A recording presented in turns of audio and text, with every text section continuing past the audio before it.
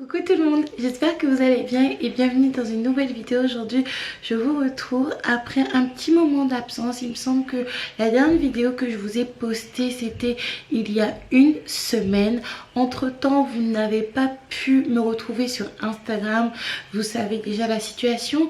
Et clairement les filles, ça m'a fait vraiment beaucoup du bien de me détacher un petit peu des réseaux sociaux, parce qu'en tant que personnage public, si je peux dire ça comme ça, quand on n'est pas présent sur YouTube, on veut l'être sur Instagram ou sur Snapchat, ou en ce moment la mode c'est TikTok. Avant de commencer, je voudrais t'inviter gentiment à cliquer sur le bouton t'abonner pour manquer aucune de mes prochaines vidéos. Et si tu veux être sûr d'être l'une des premières ou l'un des premiers à voir mes nouvelles vidéos, active la cloche, comme ça tu recevras une notification quand je sors une nouvelle vidéo. Tu peux également me suivre sur Instagram en temps normal. C'est le réseau social où je suis le plus active après YouTube. Donc sans plus tarder, on commence. Je sais pas vraiment par où commencer. Ça fait maintenant plusieurs années, parce que ça se compte en années, je peux pas parler de semaines ou de mois, que j'ai ce souci, que j'essaye d'ignorer, d'occulter, parce que c'est un de mes plus grands défauts. Moi quand j'ai un problème, je préfère l'ignorer que de le régler, tout simplement. J'ai essayé de me raconter même des bobards afin de me convaincre que c'était une situation dans laquelle je devais être. Même si mon entourage essayait de me raisonner à plusieurs reprises, ma mère, ma soeur, mon père, j'ai eu une dispute énorme avec lui. Une dispute vraiment monstre où des tables ont tremblé parce que mon père a tapé dessus, des larmes ont coulé. J'étais à deux doigts de le bloquer, mais heureusement j'étais chez lui. À ce moment-là, j'étais en séjour parce qu'il essayait de me faire comprendre que la situation que je vivais, ce n'était pas bon pour moi, également pour ma santé, tout un tas de choses. Et c'est vrai que même si je savais qu'ils avaient raison et que vous aviez raison, parce que vous m'en parlez également régulièrement, même si je voyais que les choses se détérioraient, à chaque fois je reportais le fait de régler cette solution à demain, et notamment au lundi. À chaque fois samedi, je me disais lundi je me prends en main, je règle ce problème et poubelle. Lundi, lundi, lundi. Et pendant plusieurs mois je me suis dit lundi. De base, j'avais vraiment pas prévu de vous parler de ça, de documenter ça. J'avais juste envie de faire ce que j'avais à faire, et puis après de toute façon vous alliez le remarquer un jour ou l'autre, et de vous en parler lors d'une vidéo. Mais finalement j'ai décidé d'en parler parce que je sais que beaucoup de femmes, mais également beaucoup d'hommes, passent par quoi je suis en train de passer actuellement. Je parle bien évidemment de mon poids. Vous m'avez connue assez mince, si je peux me permettre de dire ça, quand j'étais à Saint-Denis, et depuis je n'ai fait que de grossir. Quand j'étais enceinte de ma fille, j'ai maigri, tout simplement parce que j'avais des envies de concombre et d'œufs. Donc presque matin, midi, soir, je mangeais du concombre et un peu d'œufs de temps en temps, ce qui m'a permis de maigrir. Et surtout je marchais énormément aux Antilles avec la chaleur, donc du coup j'avais une activité sportive. Mais depuis c'est vraiment la débandade. Mais vous avez les filles, je sais pas, j'étais dans une spirale de gloutonnerie impossible. En plus de ça, en fait, le problème avec moi, c'est que même si j'avais conscience qu'il y avait quelque chose qui n'allait pas, je souffrais de dysmorphophobie à l'envers. C'est-à-dire que je me voyais plus mince que je ne l'étais et que je suis. Par exemple, je voyais un pantalon 40, allez, taille 40. Je me disais, bon, du 42, ça sera peut-être limite, mais du 44, ça va m'aller facile.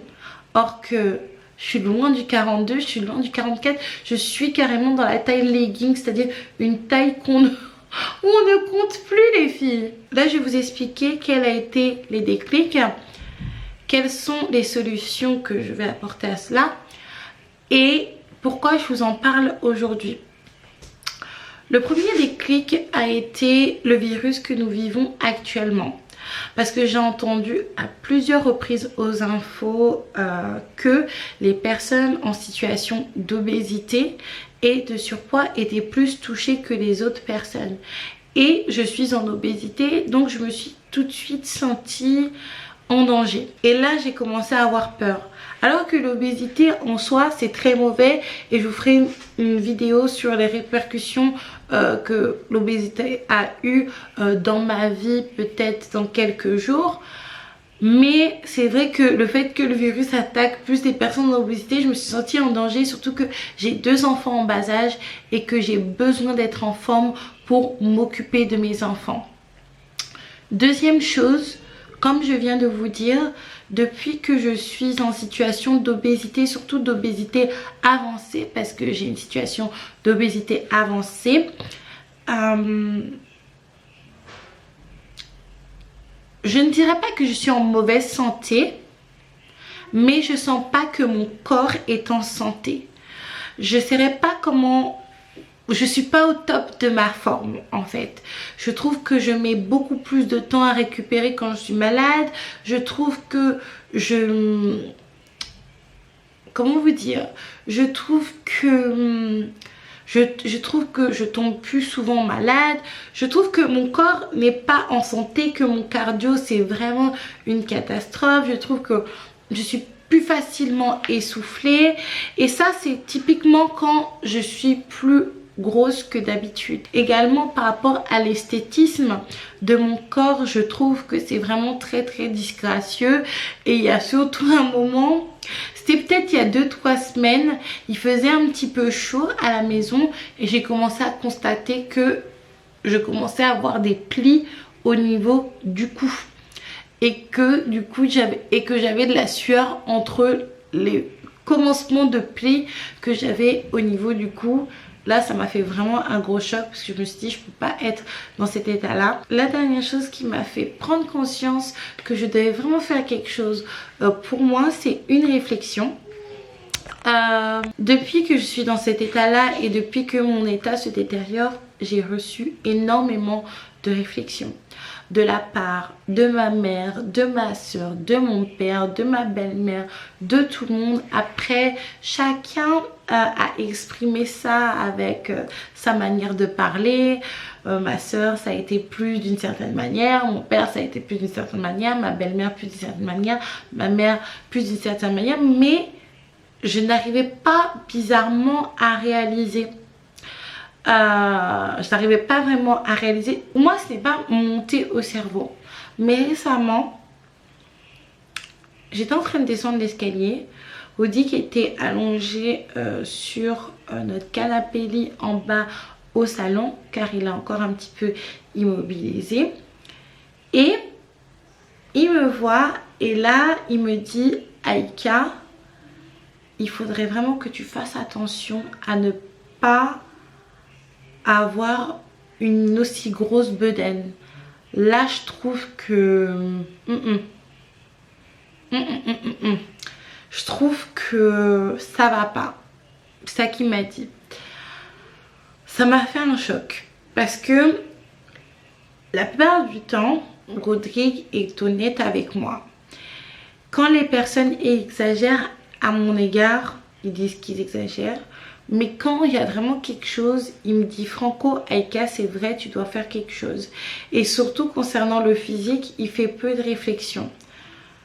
Mais là, le fait juste qu'ils le disent et surtout qu'ils ne le disent pas dans un contexte de dispute. J'étais juste en train de descendre les escaliers, il m'a juste vu. Ça m'a vraiment déjà fait mal. Comme toute personne en situation d'obésité qui n'aime pas recevoir ce genre de réflexion, j'ai crié à la grossophobie, j'ai crié au colorisme, j'ai crié à tout un tas de choses. Après ça m'a vexée et après je me suis dit, il a raison. Il a raison. Et je me suis donc dit qu'il avait raison parce que ça ne se voit pas là quand je suis comme ça. On peut penser que je suis un petit peu en chair, mais quand on me voit de la tête aux pieds, surtout que je suis une fille pas très grande, je fais 1m64. 64 il me semble, 66 grand maximum, mais pas plus d'1m66. Je pèse énormément et je suis vraiment une personne obèse tout simplement. Pourquoi maintenant j'ai fait cette vidéo? Tout simplement parce que j'ai envie de vous emmener avec moi dans ma perte de poids. Je sais qu'à plusieurs reprises je vous annonçais que j'allais perdre du poids, que j'allais faire un régime et finalement c'était un échec et vous voyez qu'au lieu de maigrir, je grossissais. Il y a même des fois, je vais pas vous mentir, vous me disiez oh Eka t'as maigri, or que j'avais grossi. C'était à cause de la perruque qui était longue que vous croyez que j'avais maigri, mais alors que j'avais grossi. Bon, aujourd'hui j'ai envie de vous amener dans cette aventure avec moi parce que je sais qu'il y a des personnes qui cherchent à maigrir, mais j'ai envie que vous m'accompagniez, qu'on s'accompagne mutuellement. Donc j'ai décidé de documenter ma perte de poids. Je vous posterai un vlog par semaine qui sera concentré sur mon alimentation, sur ma remise en forme parce que je suis obligée de faire du sport maintenant de manière régulière. Je vous expliquerai tout ça dans les vlogs. Vous m'accompagnerez également dans tout ce qui est aspect psychologique, la faim, les craquages, les crises d'aérophagie parce que moi des fois ça m'arrive d'en avoir. Quand j'ai commencé il y a 2 semaines, j'ai commencé officiellement il y a 2 semaines, mais je suis vraiment à fond dedans depuis 1 semaine. Et ben il y a 2 semaines j'ai eu une crise d'aérophagie et après la crise d'aérophagie je me suis dit non, il faut que j'arrête ça. Je vous les posterai tous les jeudis à 20 h sauf cette semaine, il sera en ligne samedi et chaque diète vlog sera suivi d'un live, un diète live qui va durer une petite heure ou 1h30 grand maximum où on fera un petit débriefing ensemble. Donc n'hésitez surtout pas à documenter votre aventure, à prendre des petites notes et puis on discutera de tout ça ensemble, non seulement en live ou peut-être que également je pourrais reprendre un petit peu votre état d'esprit dans certaines de mes vidéos si je me sens dans le même état d'esprit ou sinon si je me sens dans l'état d'esprit contraire. Sinon j'espère que vous allez bien, que ça s'est bien passé entre temps. Moi tout ce que je peux vous dire c'est abonnez-vous, n'hésitez pas à me dire ce que vous en pensez en commentaire, likez et surtout mon courage.